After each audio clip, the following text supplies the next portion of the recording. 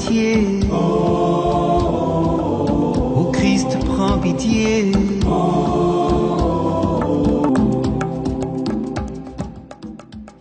Nous sommes aujourd'hui le 4 novembre. L'Église nous propose de contempler la figure de Saint Charles Borromée. Charles Borromée est né à Arona le 2 octobre 1538 dans une famille de la haute aristocratie lombarde. À l'âge de 12 ans, il reçoit le titre de commanditaire de la tonsure et du bénéfice de l'abbaye bénédictine d'Arona de son oncle. Si ce titre honorifique lui donna le droit de jouissance de revenus importants, Charles eut décidé de les destiner aux pauvres. En 1559, à l'âge de 21 ans, il devint docteur en utroque-jure. Quand son père mourut en 1558, puis son frère aîné Frédéric, il doit prendre en main les affaires de sa famille. En dépit des conseils de laisser la charge ecclésiastique, Charles décida de continuer vers sa vocation sacerdotale. L'année suivante, son oncle maternel est élu pape à la mort de Paul IV.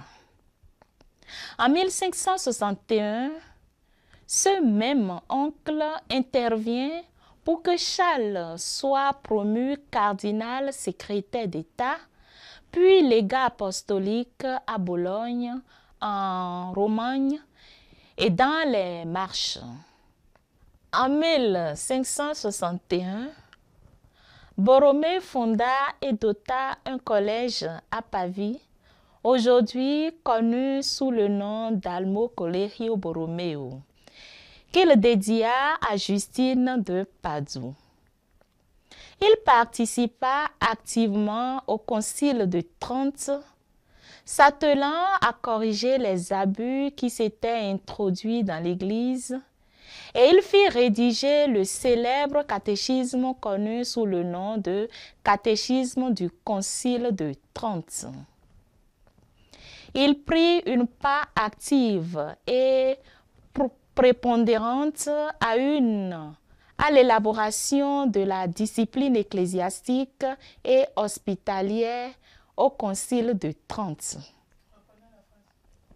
Il prit une part active et prépondérante à l'élaboration de la discipline ecclésiastique et hospitalière au Concile de Trente.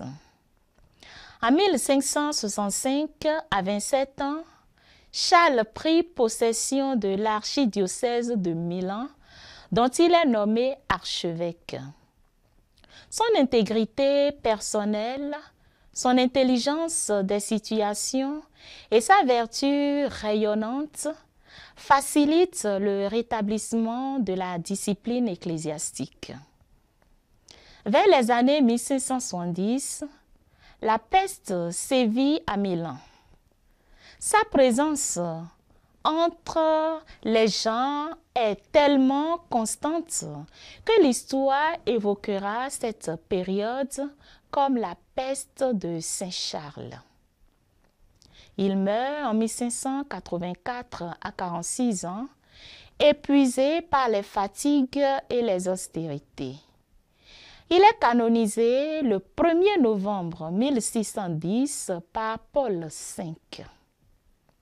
C'est l'un des très rares saints dont le procès de canonisation a abouti 1 an seulement après la béatification.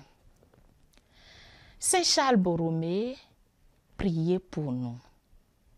Seigneur, daigne nous donner, à l'instar de Saint Charles, la grâce de l'équilibre, celle de la bonne gouvernance, et aide-nous à toujours œuvrer pour l'évolution de ton Église. Bonne fête à tous ceux qui sont sous le patronage de Saint Charles Borromée. À demain. Oh, tous les saints, priez pour nous. Oh, tous les saints, priez pour nous. Ô Seigneur, prends pitié. Ô Christ, prends pitié.